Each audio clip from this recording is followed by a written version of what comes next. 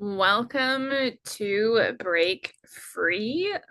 Um, this program evolved from a place of where my heart was at at the moment when I saw so many atrocities happening one after another, after another, after another, after another inside of a short space after already having lived through the phrase unprecedented times more often than I think anyone should have to in the course of my life.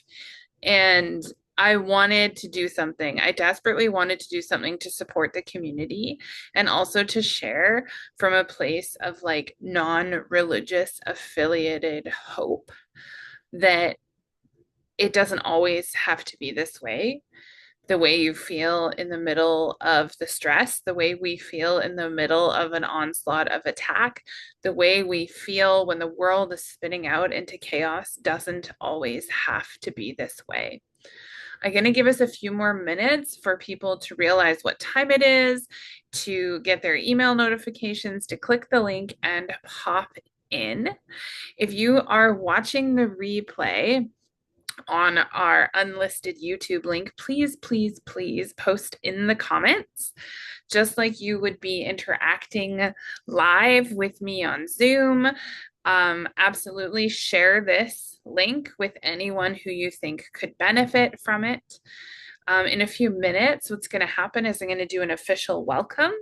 I'll include my name, my pronouns, land acknowledgements, so yeah, just as folks are coming in, drop into the chat where you're tuning in from, your pronouns. If you'd like us to refer to you, you can feel free to be or not be on video for this. I am recording it to post on YouTube for playback, so full consent to just be off video if that feels weird or icky to you, full permission to do what's best for you. I'm just gonna wait about maybe one more minute here before I get going with everything. So yeah, it's been a lot. It's been a lot in the last couple of weeks. It's been a lot in the last couple of years. Honestly, I was 14 years old recovering from major dental surgery when a 9/11 happened. And it feels as though my life has just been one unprecedented event after another, after another, after another.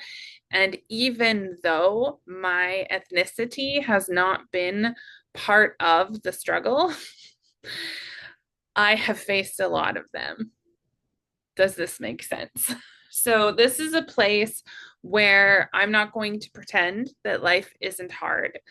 When I use the words break free, I don't mean from things that we can't control. I mean more so of letting those things define whether or not we get to have happiness, or we get to have joy, or we get to be creative, or we get to find love, or we get to experience delight, or we get to have our own sense of identity.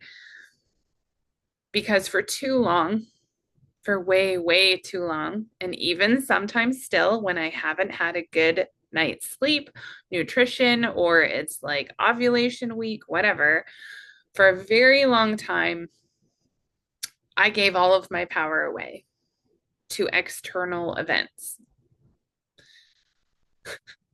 If you can relate, you're in the right place. If every time something happens on the next news story, the next atrocity, the next new way to oppress queer people, the next new way to further divide and ostracize and label people, if that starts to like get to you, you're in the right place, because it gets to me too. Yeah. Okay, so I'm going to try my best to let people in as they're coming in. I am a team of one.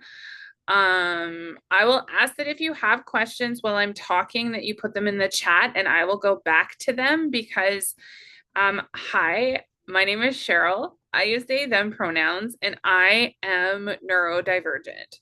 I know for a fact that I'm autistic, but I don't know what other flavors are in there because diagnoses for adults, even in Canada, is still largely gate kept and paywalled.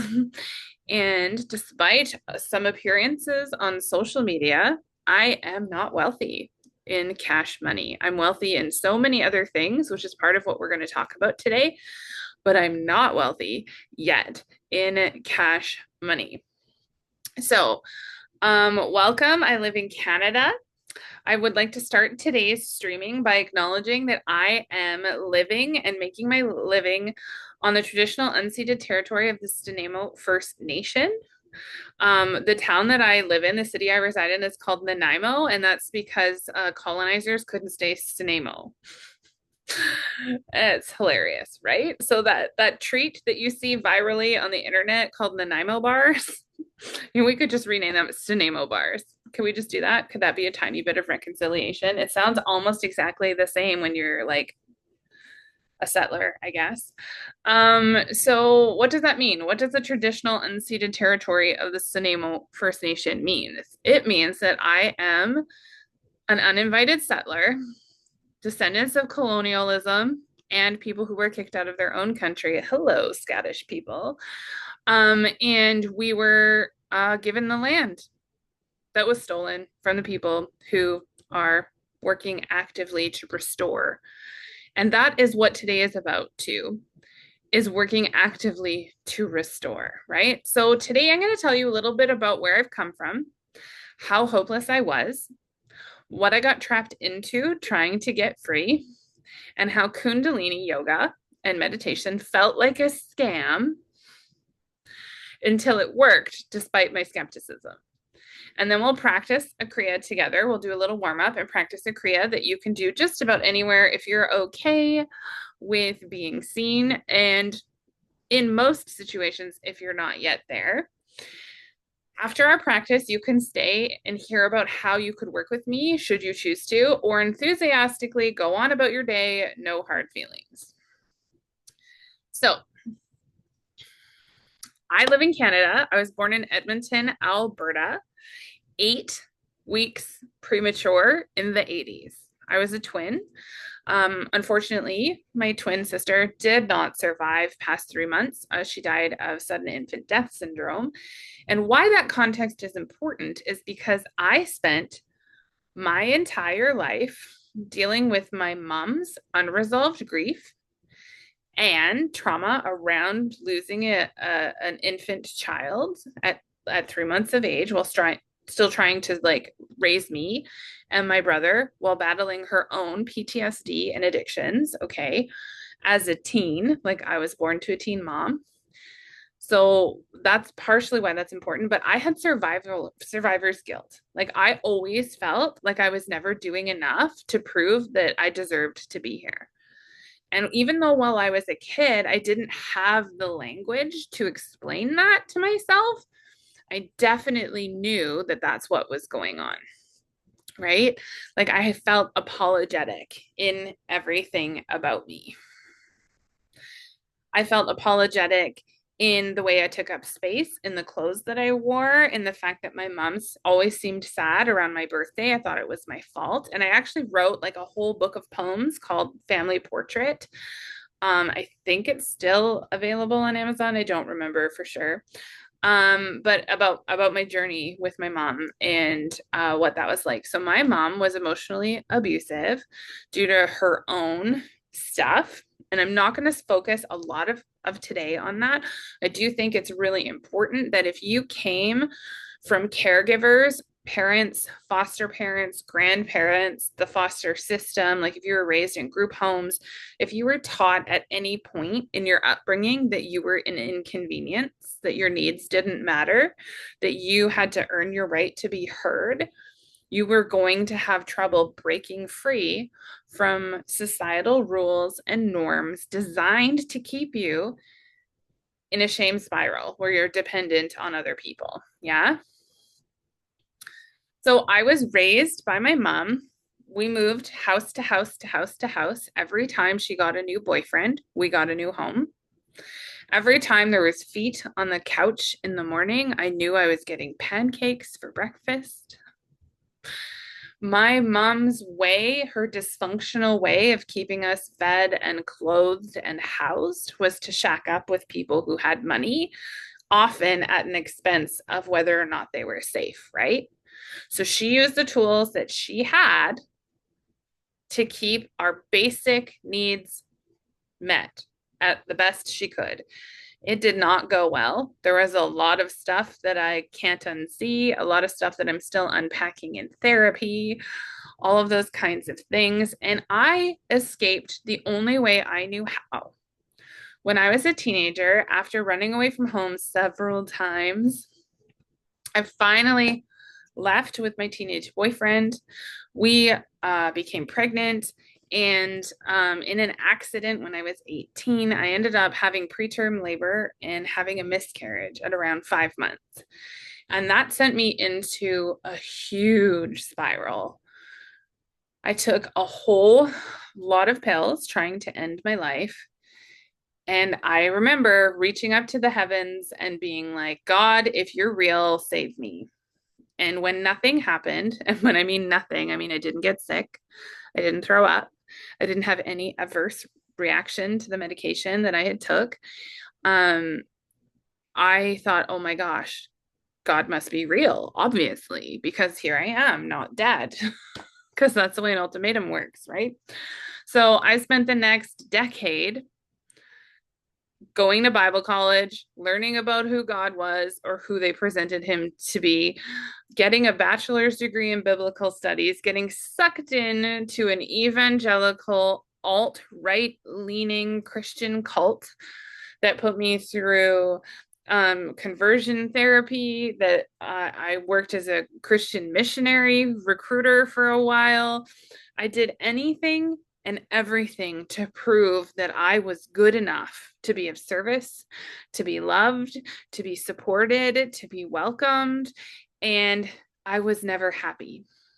I always felt like if anyone finds out who I really am, if anyone finds out that I love girls as much as I love boys, I'm gonna be punished. I'm gonna lose everything. If anyone finds out that I believe in magic, that I believe in the unexplainable, that I believe that there's more than one definition of truth on planet Earth, I'm going to lose everything. If anyone finds out XYZ, whatever my list was at that any given moment, I'm better off not being here than I am being fully seen. And that's what I believed about myself for a very long time.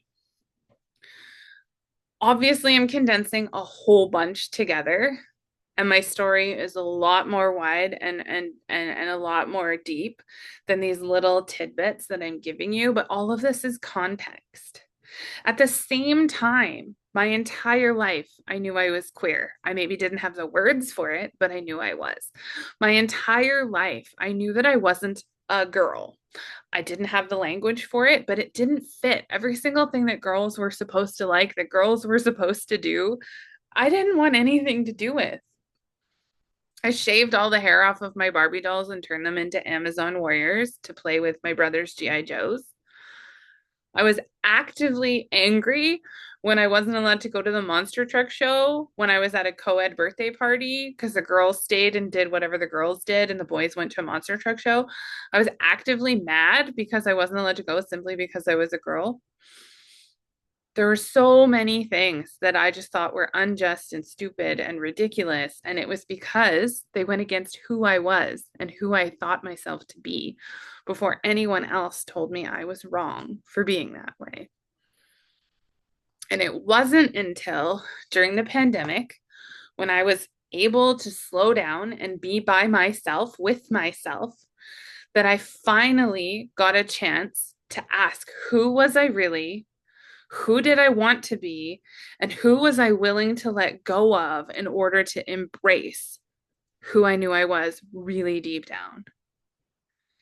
And that was so scary and so hard because all of the people that were around me now loved and accepted a version of me that took courage to become. And yet I was still performing. So it was in this process of deep soul searching and undoing that I found my mentor who taught me about Kundalini. My first 40-day Kundalini challenge was called the Prosperity Kriya. And we would say the sound code HAR, and we would put our hands like this in front of us, and we would just hit it and be like, HUD, HUD, HUD, HUD.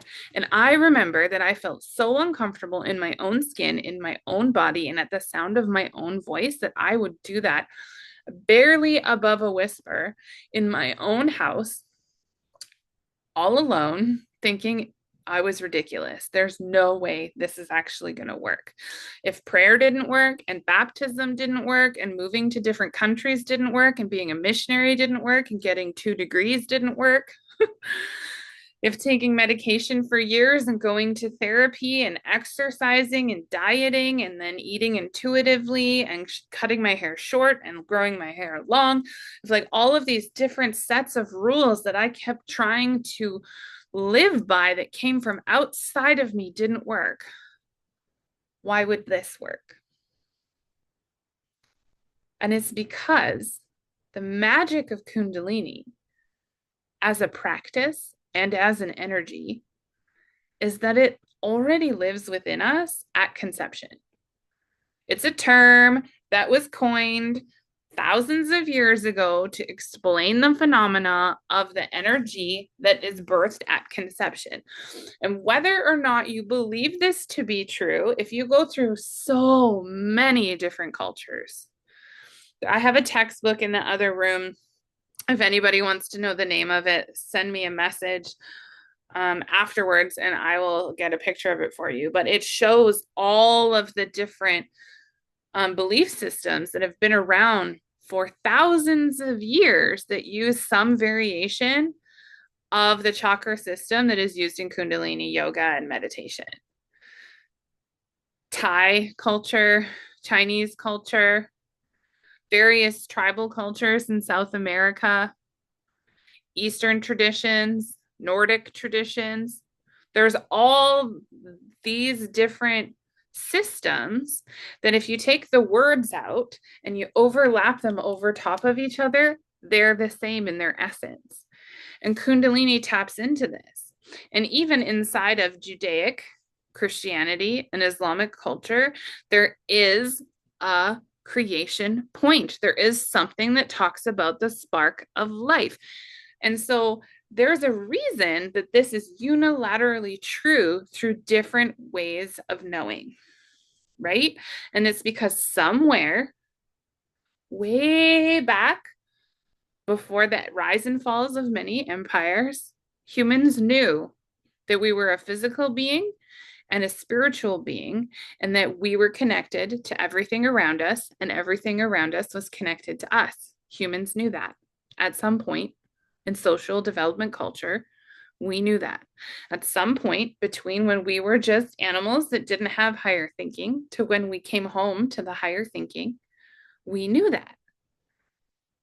And so Kundalini taps into that life force energy that lays dormant for most of us. And when we tune in and we use different sound codes, we use different pressure points, we activate, we open and close different energetic doors in our circulatory system, in our nervous system, we start to come alive to our innate power. And when we do that, it becomes a lot easier to separate everyone else's crap and projections from what truly is us. It became so much easier to own that I'm autistic. It became so much easier to own that I'm non-binary. It became so much easier to own that I don't think there's anything wrong with my fat body. It became so much easier to just be all of me at any given moment when I really, really, really started activating that creative energy within me. The hard part is as I continue to do this work, it will bring up stored, unfelt emotions in my body that are being stored in it, like anger, resentment, pain, times when I've been disempowered, times when I've been spiritually abused, times when I've been physically, mentally, emotionally, whatever the words are, it brings that up. And I either get to feel it and release it with each piece that comes up, or I get to ignore it and continue in my dysfunctional patterns. But at the end of the day, it's up to me to sit with that discomfort, and it's up to you. So when I talk about breaking free, when I made break free, step into the light of who you're meant to become, what I mean is breaking free from the rules that don't serve us, breaking free from the us and them, breaking free from the binary options, breaking free from the right and wrong way to be. Because only you actually know what is right for you. And at a time when everybody has an opinion that they will post on the internet without fact checking, without evidence, and without remorse, it is more important than ever that you connect with your deepest inner knowing and learn to listen, read, and respond to the signals that are coming from your body. But if you've been taught to disregard those signals, if you've been taught that you're incorrect, that that is a feeling and not a fact, you've been taught to disregard what your nervous system is telling you. So then what does the nervous system do? It does one of two things. It gets louder and more energetic and enthusiastic in sending its signals of anxiety, of fear, of distress, of regular old stress, of exhaustion, of excitement. You start to have higher highs and lower lows, or you go numb and you hide and you ignore. Sometimes that numbness becomes a lack of feeling, and sometimes that numbness just becomes a disconnect where you're out of touch with what your body's experiencing. So, in a practical way, this can manifest as the difference between me, someone who feels everything with their whole self all of the time, and my wife, who's I jokingly say to her, "Can you have a feeling on the outside of your head, please?" Because she's the kind of person who can work and work and work and work all day long and not notice her body is physically exhausted until she stops moving. That's dissociation from the signals that her body is sending her. Yeah. And then I'm the kind of person where I will have an intense joy or an intense moment of anger or an intense moment of compassion or an intense moment of outrage. And in that moment, that is the only thing I will feel. And I used to shame myself for it. And now I'm able to take a breath, be present with the feeling, and just validate, yeah, this is pretty stressful. What's our next best step? Sometimes that next best step is to turn off the TV. Stop listening to the news, go outside. Sometimes that next step is to write a representative of my government. Sometimes that next step is to play with my cats, to have a shower, to eat a vegetable, to drink some water, to get up and move my body, to do literally anything else than sitting in this stagnant emotion. And sometimes that step is to go deeper and follow the feeling until I find the root, so that I can break free from the power that has over me. So what we're going to do today is I'm going to walk us through a warm up.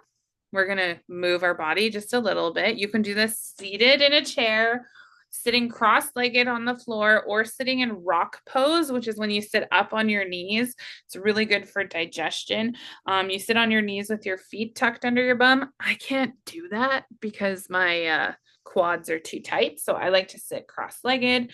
You can put a pillow under your bum and tip your pelvis forward so that it's easier for you to sit up straight. Well, what I'm going to do is I'm going to invite you to just take a few seconds here, close your eyes, and we're going to breathe in some slow sips, and then breathe out slowly through a small straw shape in our mouth. If this is difficult for you, I'll invite you to just breathe slow and deep in a way that is supportive. So what this looks like is breathing all the air out and then taking some sips.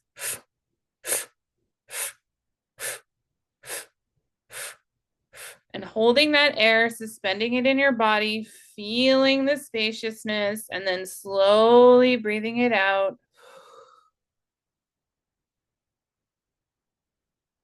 And again.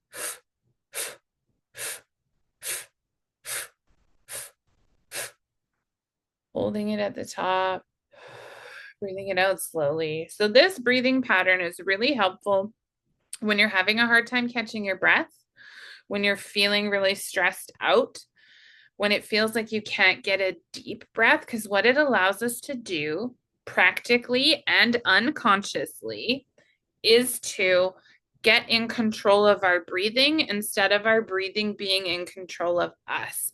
If you can get in control of your breathing, you can circumvent most dysregulation before it happens, or at the very least, reduce its intensity. So let's try again.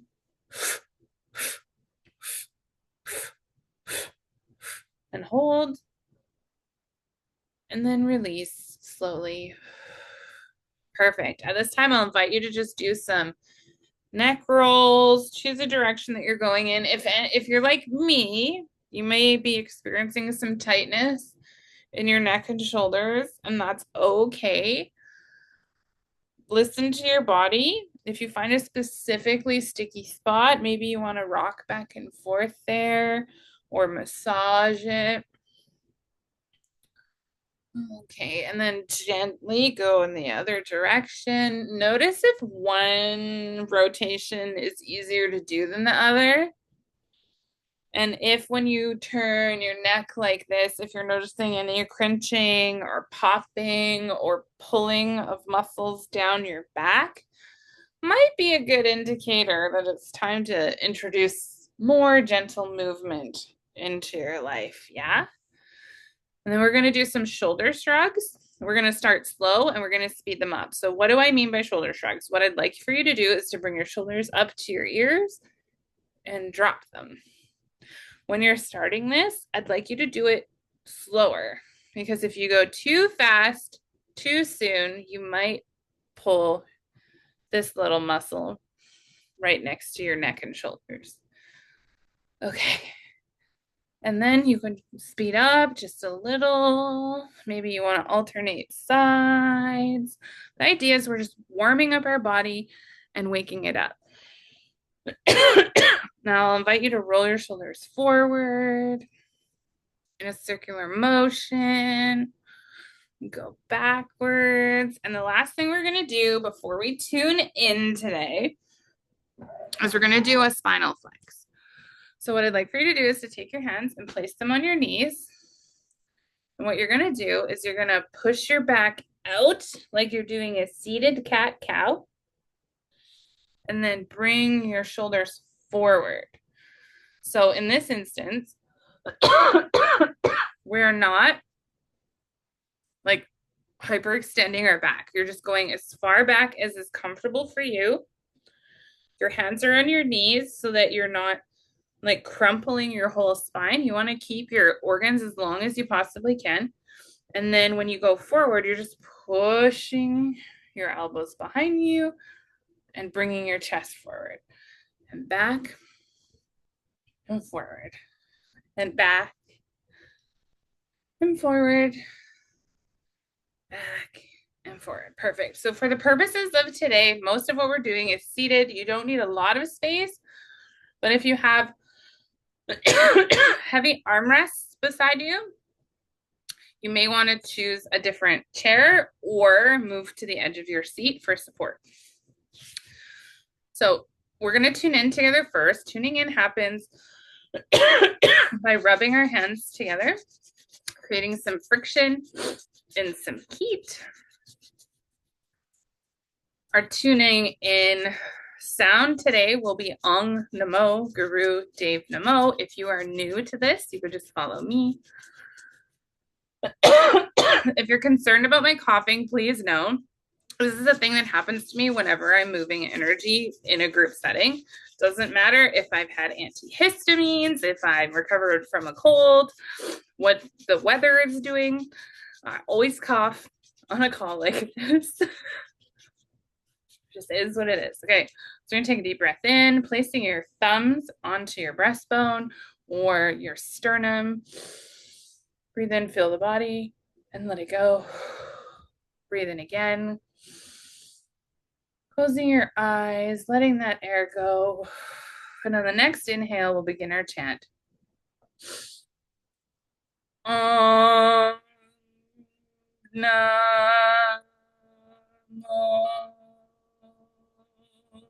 Little sip of air. Guru Dev Namo.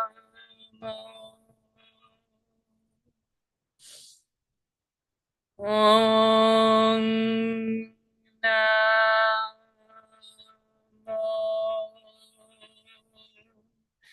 Guru Dev Namo.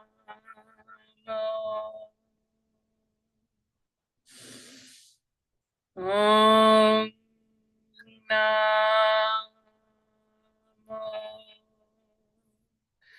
Guru Dev Namo. Take a deep breath in and hold, setting an intention for your practice today, which could just be as simple as allowing yourself to try new things. As you exhale, bring your hands down to your lap and just sit in the energy for a minute, noticing any sensations coming up for you in your body. Allowing yourself permission to be a human who has intrusive thoughts without them meaning anything else. Your brain is a supercomputer and it does a lot of things all at once, and you're not wrong if you're aware of them. Okay, so the Kriya that we're going to do is targeted to balance the duality of the energies within you. So while some practitioners will refer to this as masculine and feminine energy in 2025, we can move beyond that binary and focus on what the energy embodies. So in all of us is a duality of energies. We are everything and everything is us from an energetic level. So what we're doing today is tapping into that energy of creativity, infinite rebirth, abstract thinking, hope, and fierce wildness, at the same time as tapping into order, structure, systematic cohesion as evidenced by the systems in your body and the strength of heart and courage of character. This Kriya, which is the name that Kundalini gives to the sets of movements, sounds, and energetic meridians that we do, balances both of those energies, and over time throughout daily practice will allow you to tap into either or both and exactly when you need them, so that your creativity, your heart, your out-of-the-box way of being is being supported by your daily actions, your ethics, and your values. In moments of crunch, you will create a muscle memory in your nervous system that whenever you do this, you will just be right there in that empowered state. So what we're going to do is we're going to bring our arms up almost at a 90-degree angle, just below your shoulder line. I would like you to take your first fingers and pinch them together and extend your hands up. So when we do this with our hands, it's not like a floppy, and I know it's a little reminiscent of a certain sign that was co-opted by a certain group of people that I'm not aligned with. This is older than that. We are putting a slight pressure so that we're activating the energetic meridians in here. We are extending our fingers as strong as we can. We don't have floppy wrists. We have strong flexed wrists as best you can. You're in the body that you're in, and over time you'll get better. You want to be able to bring your hands back until you can just see them in your peripheral vision. And what's going to happen is when we breathe in, we'll breathe in through our nose and turn to the left just a bit, letting your arms guide and your middle self, your central self, your spine, just be a pivot. Okay. So breathe into the left and out to the right. This can be through your nose. If breathing quickly is not available to you, you can speed up or slow down this effect for whatever you need. So it will look like this.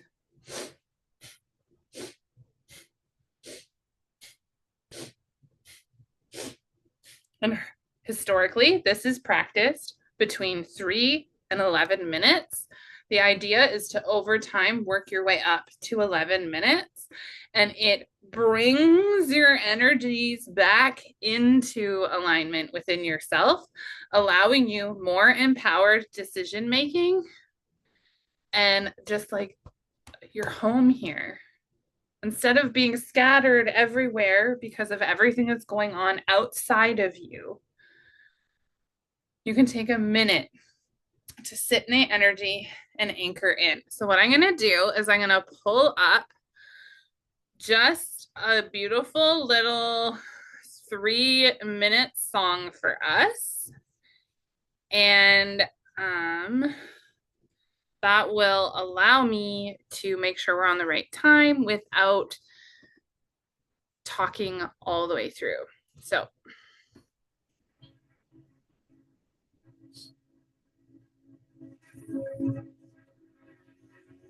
breathe in, breathe out, breathe in, breathe out.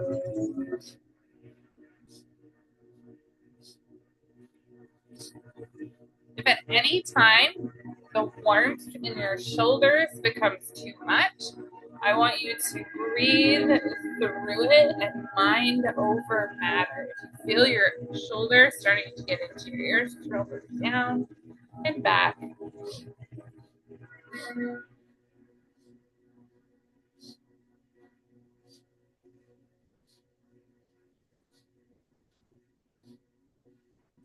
Notice if one side is tighter than the other.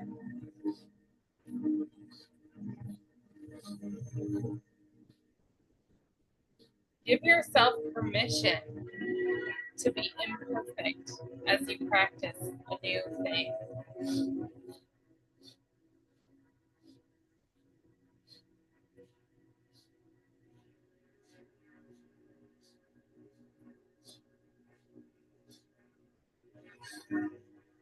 As you start to sense resistance in your body, I want you to imagine that resistance is dissolving away more and more with each twist.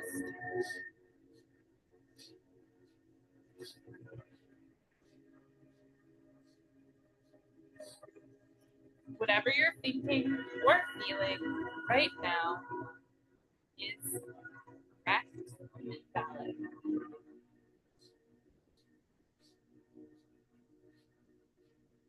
You're already more than halfway there.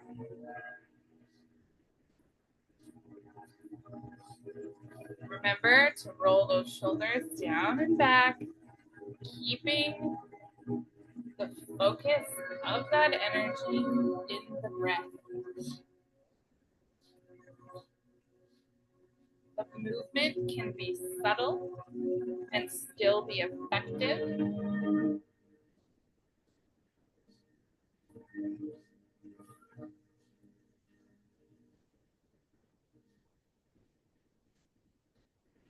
Well done. Keep going. You've got just 30 seconds left.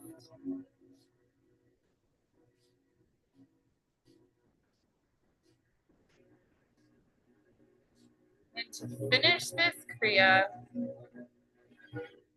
I will invite you to bring your hands together, thumbs touching over your head. Stretch your hands up over the top. Breathe in real deep. Keeping your hands up, let all that air out. Breathe in deep once more. And squeeze everything. Squeeze your legs, squeeze your reproductive organs, squeeze your belly, squeeze your ribs, squeeze your arms. And as you exhale, I'd like you to shake your hands through your aura, through that magnetic field, and allow yourself to sit in the energy of it.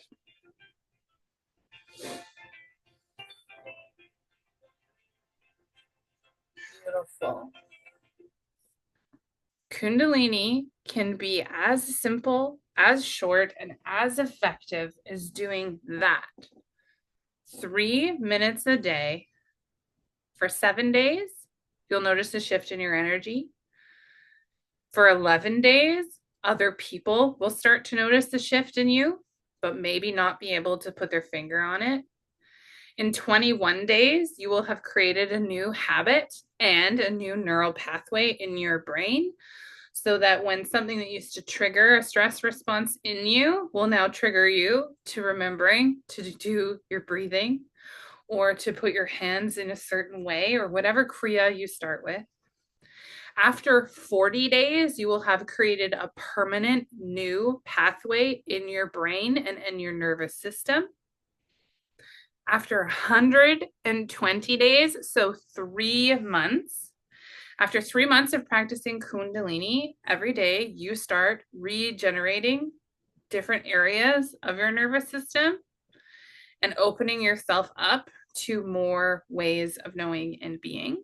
And if you would like to talk more about any of this, I'm absolutely open in my DMs on Instagram and anywhere else you find me to chit chat about this stuff.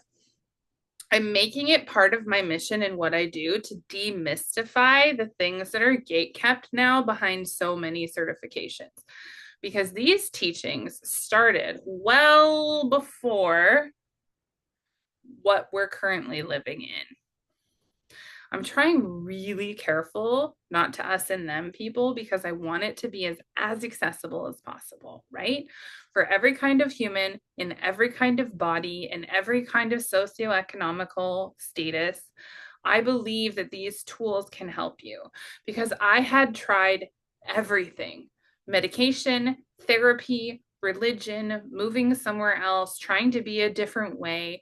I had tried literally every single thing to like myself, to accept myself, to try and like fake it until I make it. I got so lost in trying to conform to whatever room I was in that I didn't even know who I was anymore. I didn't even know what I liked and didn't like anymore. I could no longer identify my values and my boundaries until I felt as though I had been wronged. Imagine not knowing what you stood for until you felt victimized. That was the operating system I was running on. Doing this work allows me to be present in the here and now, in my body right now, and learn the difference between discomfort and pain. Learn the difference between building new muscles, which is uncomfortable, and when something is a no. Yeah. So what happened to me when I first started practicing Kundalini regularly and with guidance, as opposed to just Googling Kundalini on the internet and trying it? I do not recommend that. People have hurt themselves emotionally, spiritually, and physically doing that. It's important that you start at the level that you're at. But I had a major digestive flush, we'll call it a purge, because where most of my wounding was energetically was in the first 2 chakras, which is where your root and money story is: security, safety, sense of identity, self-trust, and my sacral, which is where, as a generator, I'm supposed to make my decisions from there, but I couldn't even trust it. That's also where most of your digestive organs sit. So when I started to work through and move the energy of all of the wounding and all of the things that I had stored and not dealt with that were living there, I had a major purging effect. I had no symptoms of any other illness. And it was like I got really bad food poisoning, and after 48 hours, it was gone. Most of my peers did not have that response, but they had been doing other kinds of energetic work previous to it. So they had been doing like Reiki or regular yoga or anything like that. But I was like completely new to this work. Other side effects that I want to emphasize that were wonderful is my intuitive self came back online after being squashed for years. I went from being that little kid who could predict the future and just said weird things that magically became true to hiding from what I knew and waiting for other people to confirm it before I spoke about it, to then being allowed to have the gift of prophecy inside of a church setting, to being completely kicked out for being gay and feeling like all of my gifts were nullified. Then I started doing Kundalini. I did that prosperity practice, and within that 40 days, I started Queer Alchemy Online, my business now. At the time, I was just slugging $5 tarot readings, and people were coming back to me with how amazing it was and like what things I had said. And I don't remember most of what I said because I was in that intuitive gate where I was just channeling messages in and delivering them out.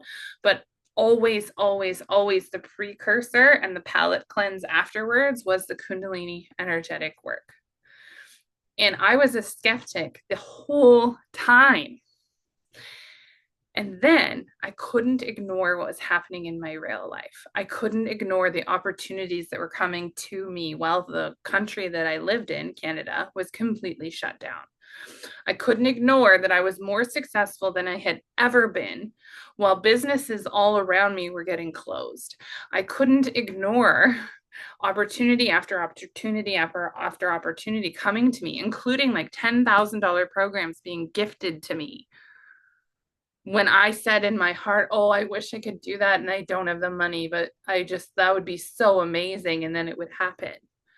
The program creators would message me and be like, hey, do you want to be in? I just feel like there's a spot for you in this container. I'd like to give it to you for free. That kept happening to me. I kept having ideas and just trusting that push in my gut that I finally was awakened to and could listen to and could understand because of this work. Breaking free is less about leaving a bunch of stuff behind and more about getting in touch with yourself. Whether it's through Kundalini or not is not the point. That's just that's one tool that I've employed that I wanted to share with you today. So now this is the part of the call where I'm going to talk about the ways to work with me. And if that is not for you, please go and have a beautiful day.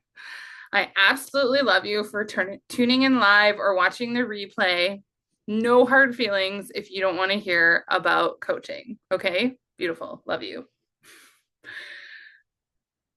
Also, if you don't want to hear about coaching, but you do have questions about Kundalini, pop them in the chat before you exit out or pop them in the comments below and I will answer you back. So, one of the things that I've been working on as a way to honor my values in the ever increasing commodification of supporting other people is I'm offering pocket coaching for neurodivergent people. Anyone can come, but it's specifically for neurodivergent people, where we use just voice, like Voxer is the app, but just like voice notes or texting, and then video if you want. And it's 6 days a week available. It's available from 9 a.m. my time until 7 p.m. my time, Monday to Saturday. So there's only one day a week where I'm completely offline. Because I noticed getting certified and going through coaching programs and so many things that I got lost. I absolutely got lost. I did not have enough help. When I tried to get people to explain things to me or to just like help me hold myself accountable, it just never happened. How many times have you bought a course, a program, a master class, and then never done the homework and never followed through? And then you, like, the longer you took to start it, the worse you felt. So you just eventually didn't do it at all. Hi, I have a lot of programs I've never finished, but I also have a lot of programs that I've gone back and done a bunch of times. So, one thing that's happened in the last 2 years is I've had clients who have taken other programs with me or been in a program that I was also a student in, and we would text and message each other all the time on Instagram, on Facebook, in Voxer, off of Voxer, through the client portals. Some people have my phone number, and we would hold each other accountable. We would bounce stuff off of one another. And whenever something was confusing, we didn't understand it, or someone took something we said and spun it weirdly, we would share with each other and dissect it. And that's what pocket coaching is like with me. It's like I'm literally with you, your friend, having a conversation with you. I ask insightful questions. You're allowed to feel whatever you feel without any judgment of it being wrong or like you're overreacting. My clients call it riding the validation station. So, like, what we do, some of the things that clients have talked to me about. So it's through this app called Voxer. Some of the things that clients have talked to me about is social interactions, doctor's appointments, how to set up their life in their home in a way that is more pleasing and accessible for them. So, for example, in our house, we have slowly been decluttering and downsizing our possessions because just seeing everything visually can be so overstimulating for how our brains work, to the point now that my bedroom, except for like one shelf, looks like this. It's completely like empty, except for that doom surface over there working on it. It's completely empty, and I have no plans on over decorating this room because it's my sanctuary.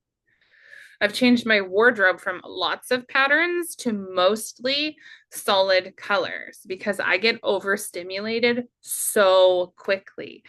And even though my eyes are drawn to these bright colors and these bright patterns, getting dressed in the morning became something that was really, really hard to do.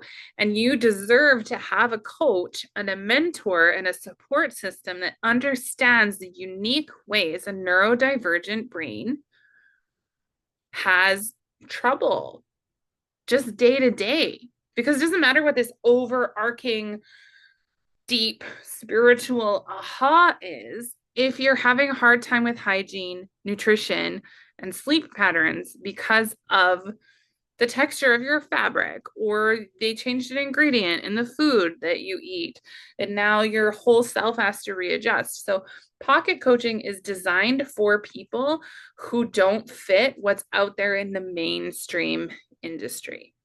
And what's really, really important for me to share with you today is that it starts at $297 Canadian a month, because I'm in Canada. Hi.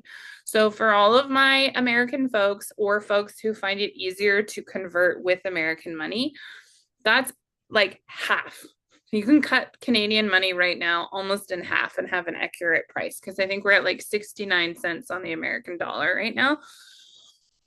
So it's like almost half. So compare that for a second. I intentionally keep my prices lower so that I can remove barriers for people getting support. I also offer sliding scale rates on request. So I have some clients who are paying $60 a month and some clients who are paying full price based on their income and their situational needs. And I love it. I love it for them. The sliding scale spots are limited because I still pay a mortgage and student loans and buy groceries, right? So, what else? Like, I don't want to overload you with it. And I'm also autistic, so I don't know what is contextually important. But really, I wanted to create a service that you can add to your life without it feeling like one more overwhelming thing. I also recognize that it's really hard to be on video sometimes. It's really hard to feel safe to be vulnerable while you're being perceived and witnessed. That is unique to autism and a few other things, where like the being perceived while you're having a feeling is almost worse than having the feeling. That's not wrong. That's just how your brain works. So why not embrace that and have non-video coaching? There is an option to have one video call per month on top of that, but it's not required. Why? Because we get in the habit of saving up only the most important problems for the one call we get with our coach. It puts so much pressure. But wouldn't it be great if you could have someone in your pocket that you could go to the bathroom when you're in a stressful conversation and be like, Cheryl, someone just said this. Here's what I want to say. I don't know if it will be received well. What should I do? Or, hey, I'm really excited about this thing and I know people will judge me for it. So I'm sharing it with you so that I can just be cheered for. Whatever it is. Hey, I showered today. Hey, I ate a vegetable. Hey, I finally submitted that application that took me 6 months to fill out. Thank you so much. Hey, this person's mad at me and I can't understand why. Can we replay the conversation and work it out?